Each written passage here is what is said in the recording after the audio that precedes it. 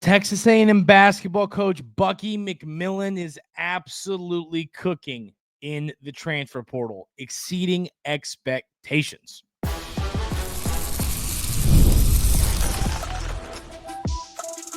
You are Locked On Aggies, your daily podcast on the Texas A&M Aggies, part of the Locked On Podcast Network, your team every day.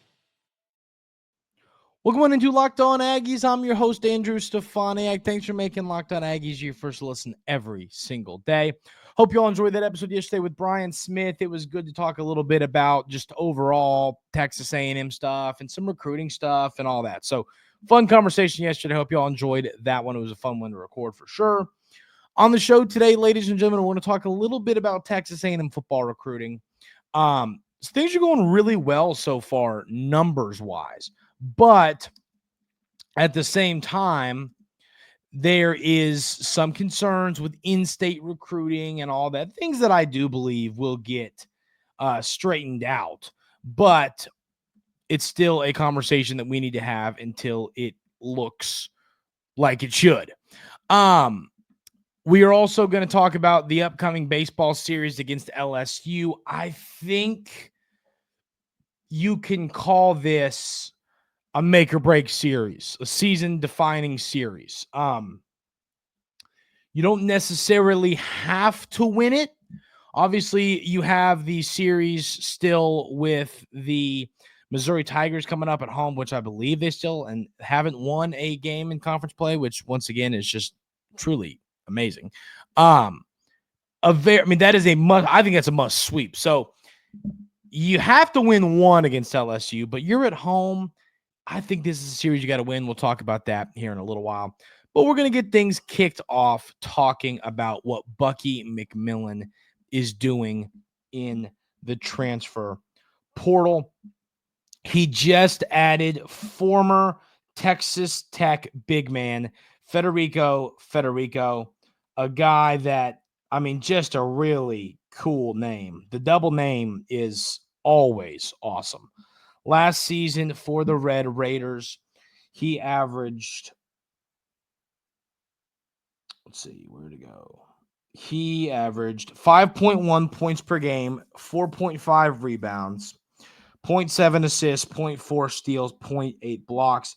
A guy that, those numbers, let's just be honest, those numbers don't pop off the chart, right? They don't.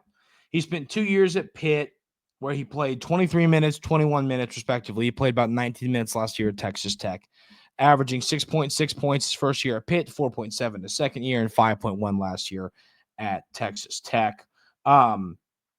He's averaged around 5 rebounds per game his entire career.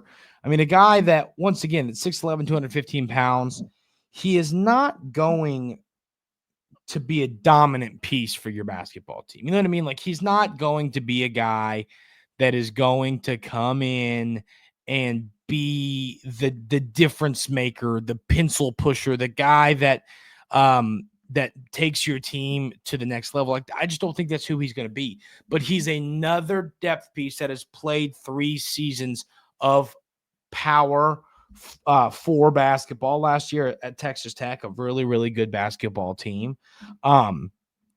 He's played good ball throughout his career. And, of course, it was an Elite 8 loss to Florida for Texas Tech. But, just a guy that proved time and time again that he is able to help a good basketball team. And that's what I think he's going to come and do at Texas A&M. And a lot of big schools, I remember seeing Auburn was after him. There were a lot of big schools after Federico when he first hit the portal. But when you look at this class, you've now got a lot of you have a lot of upside in your forwards between Federico, Jamie Vincent that came over from Texas, Mbako, who came over from Indiana, and then Clements, who came over from Kansas. Between Clements, Federico, and Vincent, those are 3 guys that, obviously Federico's played more than the other 2, but they've never had a massive season statistically and all that. But they all have a lot of upside, and there's a lot of room for them to improve and a lot of room for them to take their game to the next level. So, when I look at this front court, I'm sitting here and saying we're in a pretty good spot. So now you've got 1, 2, 3, 4. Well, I can count it. It says up here 8 transfers so far. I mean, we're getting there. I think you need some more wings. That's kind of spot. I mean, we have a lot of guards. Holloway's a 2 guard. Lane's a point guard. Miles is a 2 guard. Hill, you could play Hill from NC State probably at the 3 if you wanted to. And I know that obviously Coach McMillan likes to shoot the 3 ball. He might be willing to play a smaller lineup to get a 3 guard in there that can spray from deep, and then play Mbako at your 4, and then one of those, Vincent, Federico, Clemens is one of those guys at your 5. So that is what's going to be interesting to see how it shapes up in that front court. I mean, you have a lot of talent in your backcourt, I think, between Miles, a proven SEC guy, Marcus Hill, a proven ACC guy, Jakari Lane, a proven player, Holloway, a guy that can be a role player for this team. I feel pretty good about the backcourt. I think Federico is a solid addition to this team. I think that right now I would assume that he's your starting 5. And the thing about the thing about this Texas A&M basketball program in the future now, when you look at the projections of the numbers and all that, I mean, at the end of the day, I think that you're going to see a lot of, I just don't know how much your forwards are going to, like, for example, the listed center for Samford last year averaged 7.8 points per game. So what I'm saying is, I think that Coach McMillan wants his guards to shoot the ball. That's just the reality.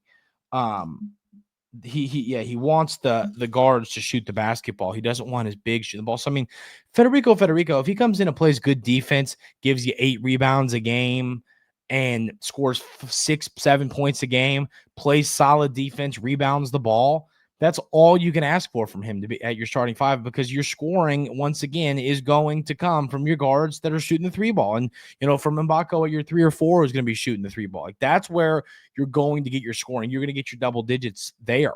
So, if Federico is just going to give you 7.8, that exact number, if he can give you around, between 6 to 9 points per game, which I think is very realistic, he's done his job. And I think he's going to be playing around 30 minutes a game. He's never really played more than 23. I think that those extra 7 minutes per game will give him another, a couple points per game to his average. So I think this is a great addition. I really do. It's one, I think sometimes we get, and I see this a lot in portal. I see, I do a lot of basketball transfer portal writing and stuff like that. And I see a lot of folks get caught up in the points per game average, and that frustrates me a little bit. And the reason it frustrates me is because I think when you look at this, you're getting players to come in and play a role.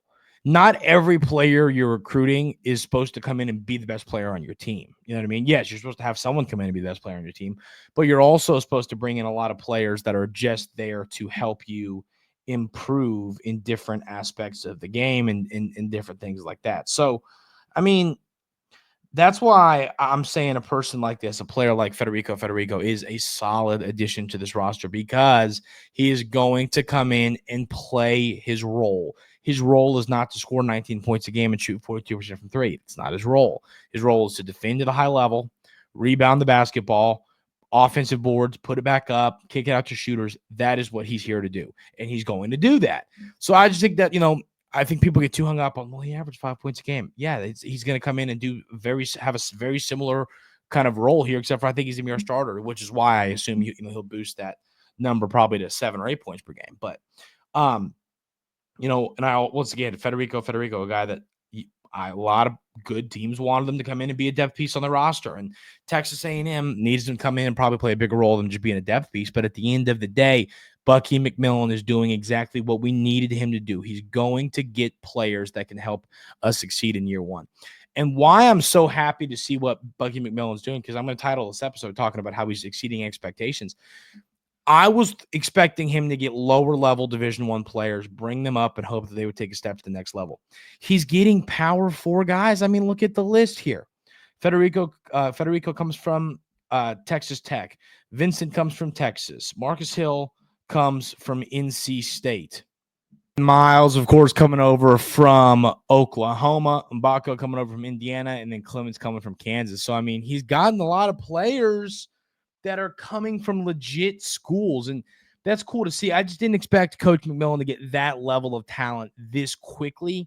And that's why, like, for example, we saw on Joe Lenardi's way too early bracketology, right? It was they had the Aggies on the first team out in that list. And I think this team, if he keeps adding a few more players like this, they could be a 8-9 seed. I don't think they're going to win a national championship or make a Sweet 16. But yeah, I think in year one he's going to put together a much better roster than I would have anticipated if you'd asked me 2 or 3 weeks ago. So very excited of what Coach McMillan is doing. He's recruiting at a way higher level than I would have anticipated this early into his time at Texas A&M. Baseball team's got a massive series coming up this weekend, ladies and gentlemen. Absolutely massive. We'll talk about it and the win over Lamar coming up right here on Locked On Aggies. But first, I want to tell you about our friends over at Supply House. Get the supplies you need from the site made for the skilled trades, Supply House. Whether you're in plumbing, HVAC, or electrical work, Supply House is the reliable way to order products online.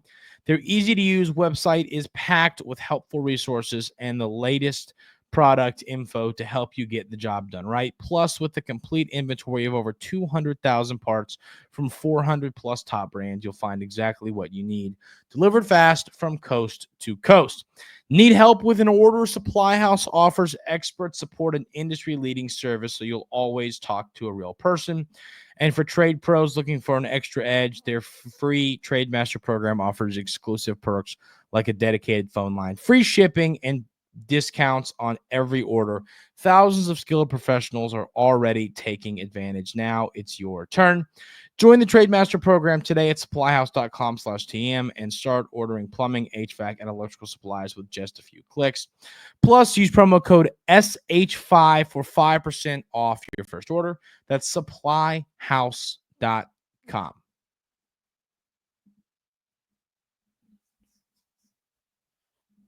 So the baseball team, ladies and gentlemen, has absolutely a massive series coming up this weekend against the LSU Tigers. Want to talk a little bit about the win over Lamar. It was good to see a solid offensive day. And Lamar's a good baseball team, 36-12. I mean, those are the kind of midweekers that can hurt you. I talked about those midweeks. You now have one more midweek game, and it's against Houston.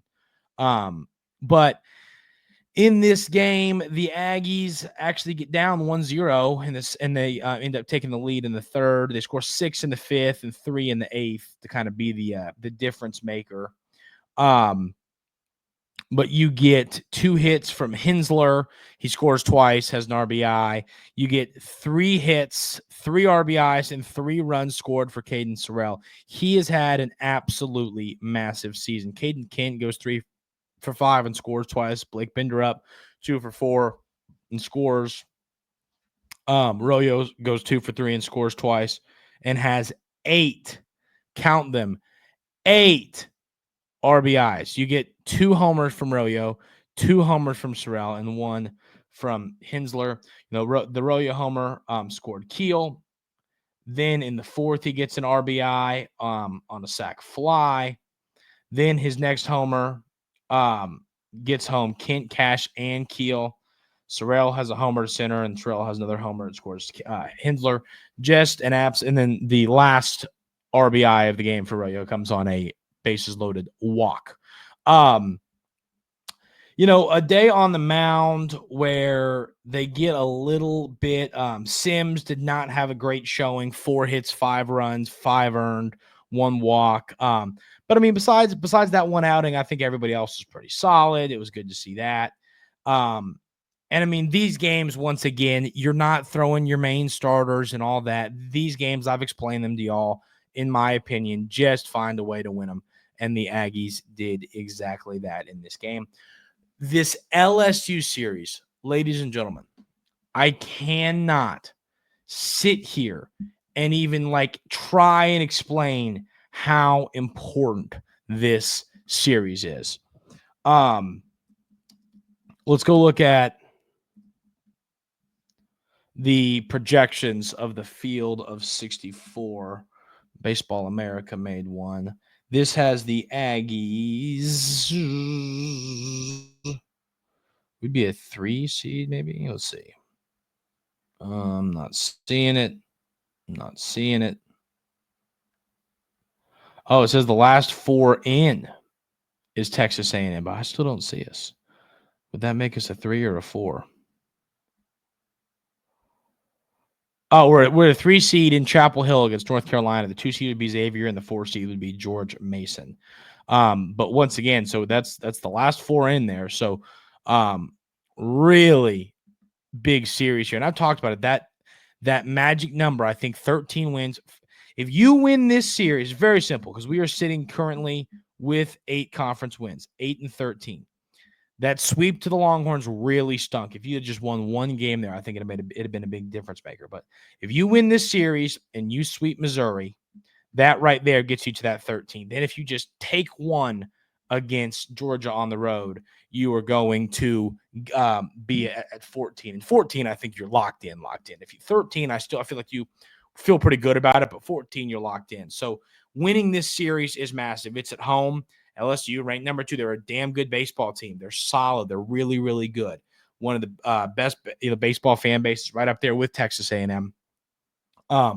So to win this game, or this series, I think you got to come out and punch them in the mouth in this first game. Once again, hey, it's a lot easier to win a baseball series when you win the first game of the series. That is just the reality here. So, would love to see the Aggies find a way to win game 1 of the series.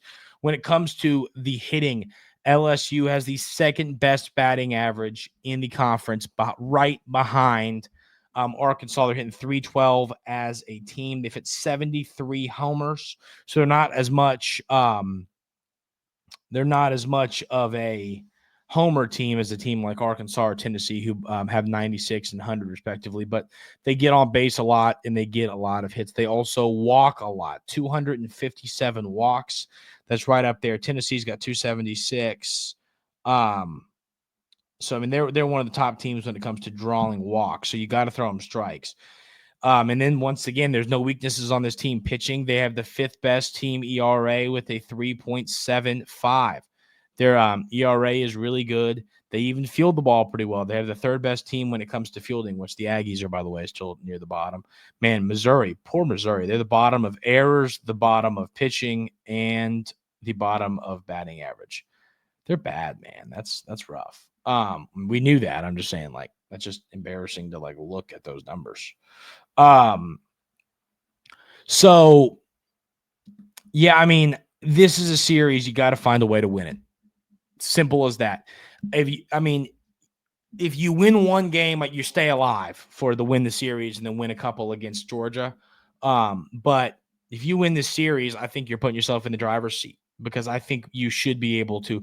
I think that Lamar team you played in the midweek is better than Missouri. That's just the reality. Missouri is terrible. So, if the Aggies can win this series and then go at least win the series against Missouri, you're putting yourself in a spot where you would just need one from Georgia. You'd prefer to sweep Missouri, but this series, if you get swept, I think that's probably it, because then even if you sweep Missouri, you then have to win 2 against Georgia. They just have a chance. So I think this is you have to win a game, but you need to win this series. I think it's a must-win series. If you win this series, I think our chances to make it right now are probably 55%. I think if you win this series, it goes up to 70. If you lose this series, it goes down to probably 50. If you get swept, it goes down to 45. So this is a must-win series for the Aggies. Want to talk a little bit about recruiting for football coming up right here on Locked On Aggies.